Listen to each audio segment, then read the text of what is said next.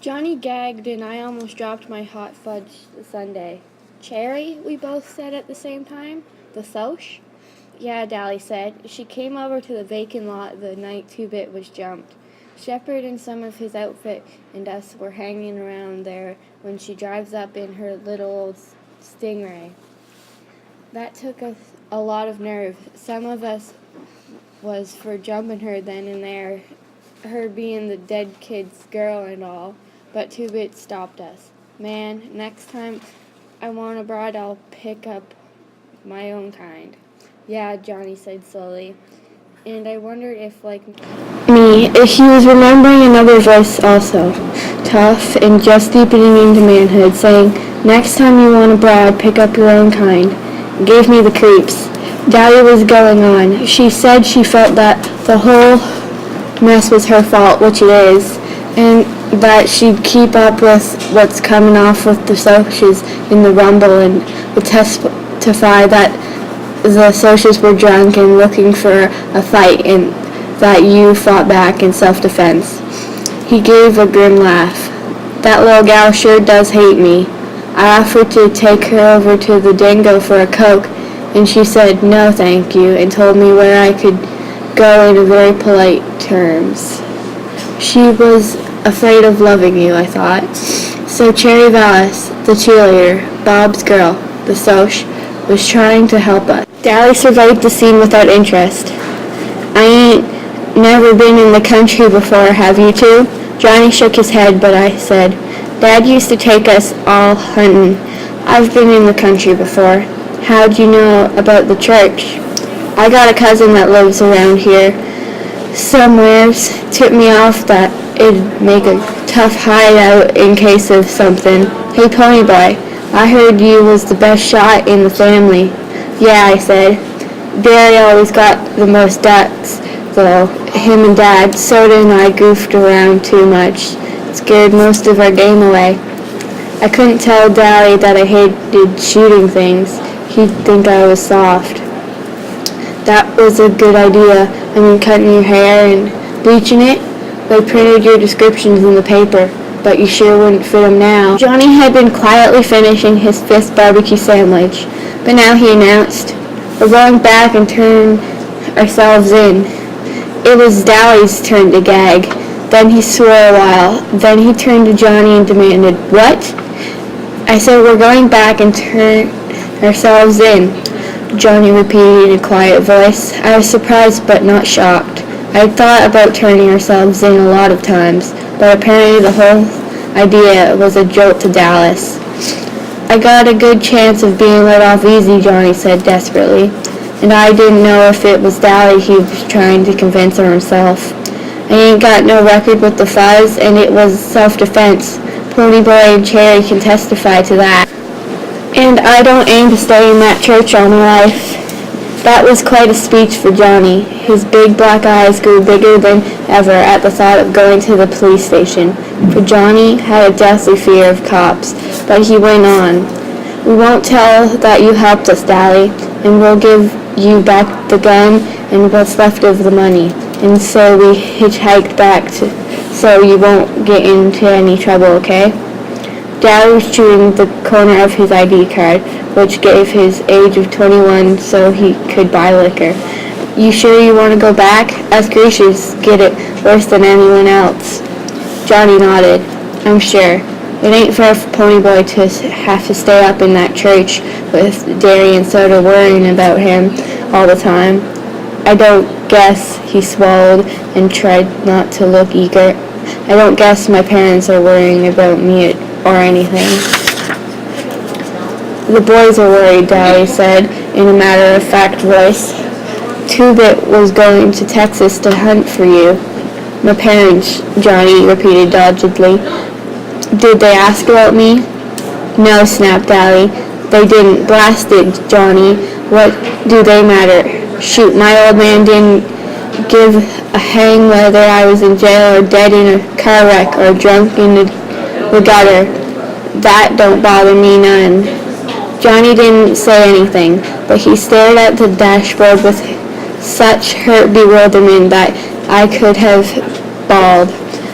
Dally cussed under his breath and nearly tore out the transmission of the T-Bird as we roared out of the Dairy Queen. I felt sorry for Dally. He meant it when he said he didn't care about his parents, but he and the rest of the gang knew Johnny cared and did everything they could to make it up to him. I don't know what it was about Johnny. Maybe the lost puppy look and those big scared eyes were what made everyone his big brother. But they couldn't, no matter how hard they tried, take the place of his parents. I thought about it for a minute. Dairy and Soda Pop were my brothers, and I loved both of them, even if Dairy did scare me. But not even Soda could take Mom and Dad's place. And they were my real brothers, not just sort of adopted ones. No wonder Johnny was hurt because his parents didn't want him. Dally could take it. Dally was the breed that could take anything because he was hard and tough, and when he wasn't, he could turn hard and tough. Johnny was a good fighter and could play it cool, but he was sensitive, and that isn't a good way to be when you're a greaser. Blast it, Johnny, Dally growled as we flung along the red road. Why didn't you think of turning yourself in 5 days ago? It would have saved a lot of trouble. I was scared, Johnny said with conviction. I still am. He ran his finger down one of his short, black sideburns. I guess we ruined our hair for nothing, Ponyboy. I guess so. I was glad we were going back. I was sick of that church. I didn't care if I was bald. Dally was scowling, and from long and painful experience, I know better than to talk to him when his eyes were blazing like that. I'd his note get clobbered over the head. That had happened before, just as it had happened to all the gang at one time or another. We really fought among ourselves. Dairy was the unofficial leader, since he kept his head best. Soda and Steve had been best friends since grade school and never fought, and Two-Bit was just too lazy to argue with anyone. Johnny kept his mouth shut too much to get into arguments, and nobody ever fought with Johnny. I kept my mouth shut too, but Dally was a different matter. If something befell him, he didn't keep quiet about it, and if you rubbed him the wrong way, look out. Not even Dairy wanted to tangle with him. He was dangerous. Johnny just sat there and stared at his feet. He hated for any one of us to be mad at him. He looked awful sad. Dally glanced at him out of the corner of his eye. I looked out the window. Johnny, Dally said in a pleading high voice, using a tone I had never heard from him before. Johnny, I ain't mad at you. I just don't want you to get hurt. You don't know what a few months in jail can do to you. Oh, blast it, Johnny. He pushed his wide blonde hair back out of his eyes. You'll get hardened in jail. I don't want that to happen to you like it happened to me. I kept staring out the window at the rapidly passing scenery, but I felt my eyes getting round. Dally never talked like that. Never. Dally didn't give a Yankee dime about anyone but himself, and he was cold and hard and mean. He never talked about his past or being in jail that way. If he talked about it, it was a brag, and I suddenly thought of Dally in jail at the age of 10. Dally growing up in the streets.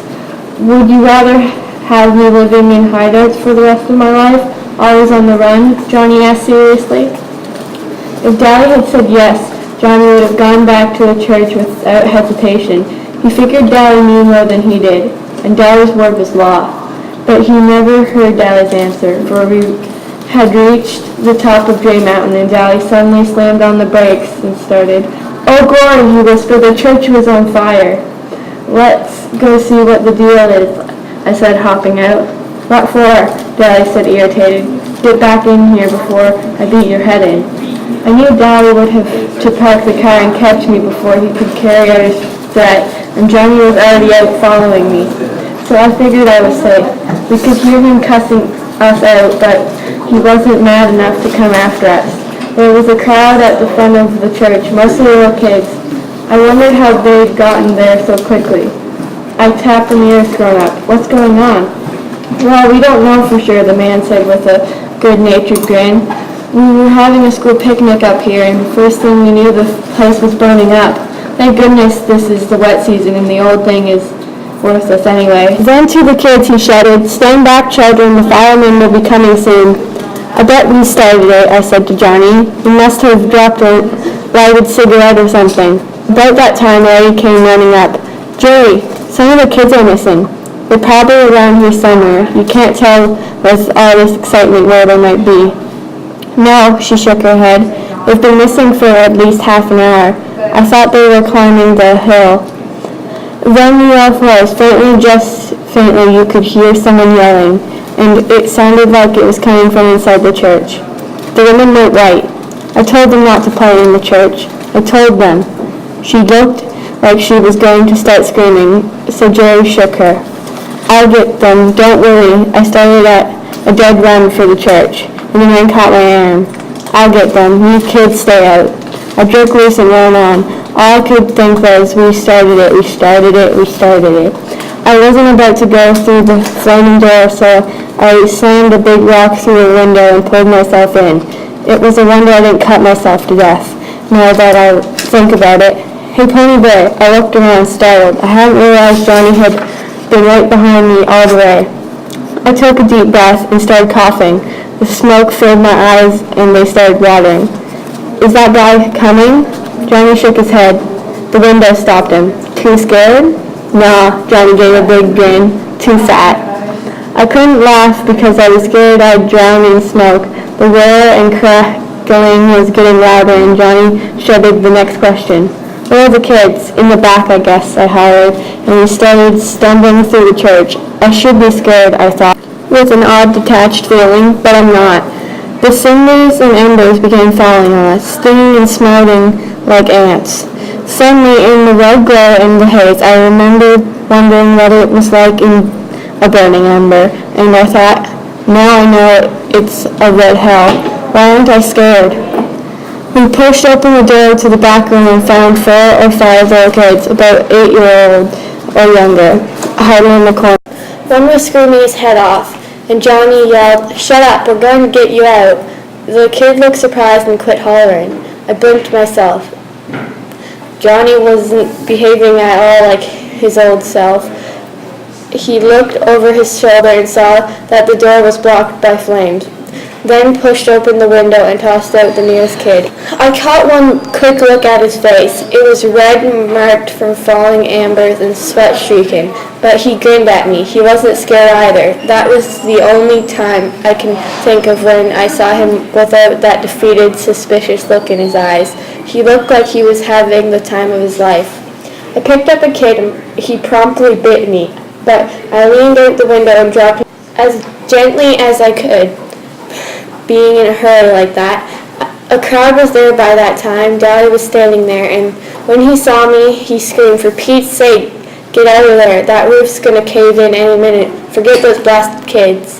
I didn't pay any attention. Although pieces of the old roof were crashing down too close for comfort, I snatched up another kid, hoping he didn't bite, and dropped him without waiting to see if he landed okay or not. I was coughing so hard I could hardly stand up. I wish I had time to take off Dally's jacket. It was hot. We dropped the last of the kids out as the front of the church started to crumble. Johnny shoved me towards the window. "Get out." I leaped out the window and heard timber crashing and the flames roaring right behind me. I staggered, almost falling, coughing and sobbing for breath. Then I heard Johnny scream. As I turned to go back for him, Dally swore at me and clubbed me across the back as hard as he could. I went down into a peaceful darkness. When I came to, I was being bounced around, and I ached and smarted, and wondered dimly where I was. I tried to think, but there was a high-pitched screaming going on. I couldn't tell whether it was inside my head or out. Then I realized it was a siren. The fuzz, I thought dully. The cops have come for us. I tried to swallow a groan, and he must be a school teacher, I thought. Are you taking us to the police station? I was still a little mixed up as to what was coming off. The police station? It was his turn to be surprised. What would we want to take you to the police station for? We were taking all 3 of you to the hospital. I let his first remark slide by. Are Johnny and Dally all right? Which one's which? Johnny has black hair and Dally's the mean-looking one. He studied his wedding ring. Maybe he's thinking about his wife, I thought. I wished he'd say something. I think the tow-headed kid's going to be alright. He burned one arm pretty badly though, trying to drag the other kid out the window. Johnny, well, I don't know about him. A piece of timber caught him across the back. He might have a broken back, and he was burned pretty severely. He passed out before he got out the window. They're giving him plasma now. He must have seen the look on my face because he was hurriedly changing the subject. I swear you three are the bravest kids I've ever seen in a long time. First you and the black-haired kid climbing in that window, and then the tough-looking kid going back to save him. Miss O'Brien and I think you were sent straight from heaven, or are you just professional heroes or something? Sent from heaven? Had he gotten a good look at Dallas? No, we're greasers, I said. I was too worried and scared to appreciate the fact that he was trying to be funny. You're what? Greasers, like hoods, JDs. Johnny is wanted for murder and Dallas has a record with the fuzz a mile long. Are you kidding me? Jerry stared at me as if he thought I was still in shock or something. I'm not. Take me to town and you'll find out pretty quick. We're taking you to a hospital there anyway. The address card in your billfold said that was where you lived. Your name's really Ponyboy? Yeah, even on my birth certificate. And don't bug me about it. I felt weak. Are the little kids okay? Just fine. A little frightened maybe. There was some short explosions right after you got out. Sounded just exactly like gunfire. Gunfire. There went our gun, and gone with the wind. Were we sent from heaven? I started to laugh weakly. I guess that guy knew how close to hysterics I really was. For he talked to me in a low, soothing voice all the way to the hospital. I was sitting in the waiting room, waiting to hear how Dally and Johnny were. I'd been checked over, and except for a few burns and a big bruise across my back, I was all right. I had watched them bring Dally and Johnny in on stretchers. Dally's eyes were closed, but when I spoke, he tried to grin and had told me that if I ever did a stupid thing like that again, he'd beat the tar out of me. He was still swearing at me when they took him on in. Johnny was unconscious. I had been afraid to look at him, but I was relieved to see that his face wasn't burned. He just looked very pale and still and sort of sick. I would have cried at the sight of him, so still, except I couldn't in front of people. Jerry Wood had stayed with me all the time. He kept thanking me for getting the kids out. He didn't seem to mind our being hoods. I told him the whole story, starting with Dallas and Johnny and I had met at the corner of Pickett and Sutton. I left out the part about the gun and our hitching a ride in the freight car. He was real nice about it and said that being heroes would help us get out of trouble, especially since it was self-defense and all. I was sitting there smoking a cigarette when Jerry came back in from making a phone call. He stared at me for a second. You shouldn't be smoking. I was startled. How come? I looked at my cigarette. It looked okay to me. I looked around for a no smoking sign and couldn't find one. How come? Why, Jerry stammered. You're too young. I am? I never thought about it. Everyone in our neighborhood, even the girls, smoked, except for Derry. He was too proud of his athletic health to risk a cigarette. We had all started smoking at an early age. Johnny had been smoking since he was 9. Steve started at 11, so no one thought it was unusual when I started. I was the weed fiend in my family. Solo smokes only to steady his nerves or when he wants to look tough. Jerry simply sighed, then grinned.